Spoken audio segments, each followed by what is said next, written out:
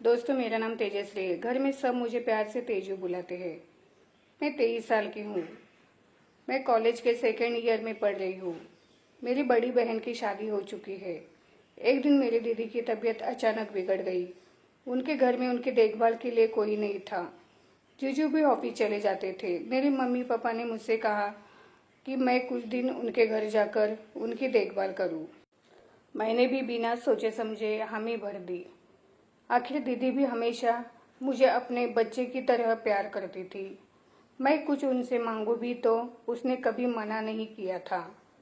मैं कॉलेज से कुछ दिन की छुट्टी लेकर उसके घर चली गई और उसकी देखभाल में जुट गई।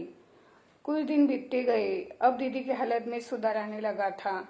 लेकिन एक सुबह जीजू तैयार होकर ऑफिस निकलने वाले ही थे, तब पता नहीं क्यों दीदी की तबीयत बहुत ज़्यादा बिगड़ गई। तब हम उसे तुरंत अस्पताल ले गए।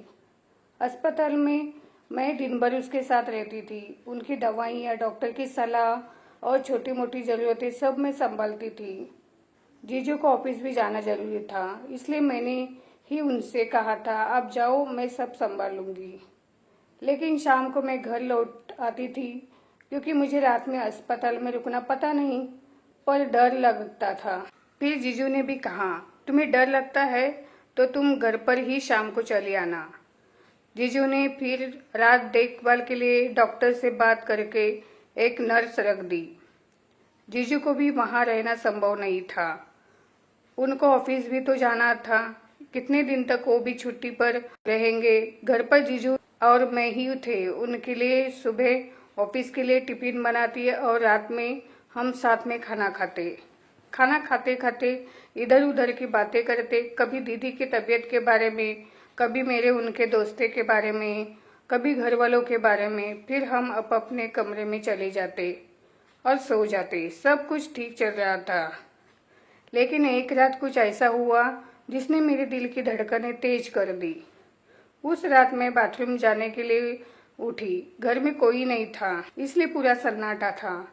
बाथरूम से लौटते वक्त मैंने देखा कि जीजाजी के कमरे का दरवाजा थोड़ा खुला था और अंदर से रोशनी बाहर आ रही थी। मुझे लगा शायद जीजाजी दरवाजा बंद करने का भूल गए हो। आखिर दीदी की तबीयत ने उन्हें भी तो परेशान कर दिया था। मैंने सोचा चलकर पूछ लेती हूँ कि सब ठीक है या नहीं। मैं उनके कमरे की ओर बढ़ी। जैसे ही मैंने दरवाजे से झांका, मेरे तो होश उड़ गए। मेरे पास वहां से भागने के सिवाय और कोई मार्ग नहीं था। मैं भागते हुए मेरे कमरे में आ गई। अभी भी मेरा दिल जोर जोर से धड़क रहा था और बिना एक पल रुके मैंने अपने कमरे का दरवाजा बंद किया और बिस्तर पर लेट गई। मेरे दिमाग में बार बार वही दृश्य आ रहा था। मैंने खुद को शांत करने की बहुत कोशिश की। सोचा शायद मैंने कुछ गलत देखा हो। लेकिन तभी मुझे अपने कमरे का दरवाजा खोलने का आवाज आया। मैंने बिना देर की लाइट लगाई। तभी जीजाजी दरवाजा खोलकर अंदर आ गए और वहीं खड़े रहे। मैं जाकर बिस्तर पर कंबल जोर से पकड़कर बैठ गई। मेरी आंखों के सामने अभी भी वही दृश्य घूम रहा था जो मैंने उनके कमरे में देखा था। क्या बात है जीजाजी, आप इस वक्त यहाँ? मैंने उनसे धीरे से पूछा। उनके चेहरे पर चिंता की लकीरें थी। वो कहने लगे, तेजू, तुमने जो देखा वो वैसा नहीं है जैसा तुम सोच रही हो। उनकी बात सुनकर मैं डर गई। मैं सोच में पड़ी थी कि जीजाजी को कैसे पता कि मैंने उनको देखा है। मैं चुप रही, बस उनके तरफ देखती रही। मेरे मन में सवालों का तूफान उठ रहा था। क्या कहूँ, क्या पूछे? जो मैंने देखा वो सच था या मेरे आंखों का धोखा? जीजाजी ने अपनी बात जारी रखी और कहने लगे, मैं जानता हूँ तुम डर गई हो, लेकिन अभी तुमने जो देखा है उसे तुम्हें भी समझनी होगी। उनके शब्दों ने मुझे और उलझन में डाल दिया। कैसी बातें जीजाजी? मैंने हिम्मत करके पूछा। वो थोड़ा रुके, जैसे सोच रहे हो कि कैसे सब बताना है। फिर बोले, तेजू, तुम्हारी दीदी महीने में 10-15 दिन बीमार होती है। पता नहीं उसे क्या हो जाता है। फिर मुझे वह सब करने को नहीं मिलता। फिर मैं एक कमरे में जाकर वह सब काम करता हूँ। लेकिन मैंने तुम्हारी दीदी से कुछ छुपाया नहीं है। उसे पता है, पर पता नहीं तुमने मुझे ये हालत में कैसे देख लिया। उनकी आवाज़ में अब शर्मिंदगी थी। तुम्हें उस कमरे में नहीं आना चाहिए था। मैंने कहा, मुझे लगा आप मुसीबत में हैं, क्योंकि कमरे से मुझे अजीब सी आवाज़ आ रही थी।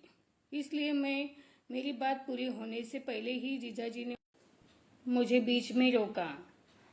तेजू सुनो, तुमने अभी जो भी देखा वो हमारे दोनों में जुड़ी रहे तो अच्छा है, लेकिन इतना वादा करता हूँ कि मैं तुम्हारा कोई नुकसान नहीं करूँगा। मुझसे डरना मत, मुझ पर भरोसा करो। मैं चुप थी। उन्होंने ऐसे बात कही तो उनको देखते ही रह गई। भरोसा कैसे भरोसा? मैंने सिर्फ सर हिलाया और कहा ठीक है जीजाजी, क्योंकि जीजा साली के बारे में इतना सुना था कि भरोसा कैसे करूं समझ नहीं आ रहा था। लेकिन मेरा सवाल यह है कि दीदी मेरी आधी बात पूरी होने से पहले ही वो उठे और दरवाजा की ओर बढ़े, रुक कर बोले कल सुबह बात करेंगे, अभी सो जाओ। और हाँ, मेरे कमरे में दोबारा मुझसे पूछे बिना मत आना। इतना कहकर वो चले गए। मैंने लाइट बंद की और बिस्तर पर लेट गई। लेकिन मेरी नींद अब भी कोसों दूर थी। मेरा दिमाग बस वह दृश्य और जीजाजी की बातों में उलझा हुआ था। क्या था वो सब? क्या मेरी दीदी जीजाजी के साथ खुश है?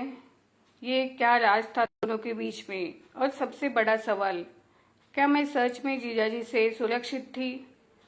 दोस्तों, उम्मीद करती हूँ आपको हमारी कहानी पसंद आई होगी।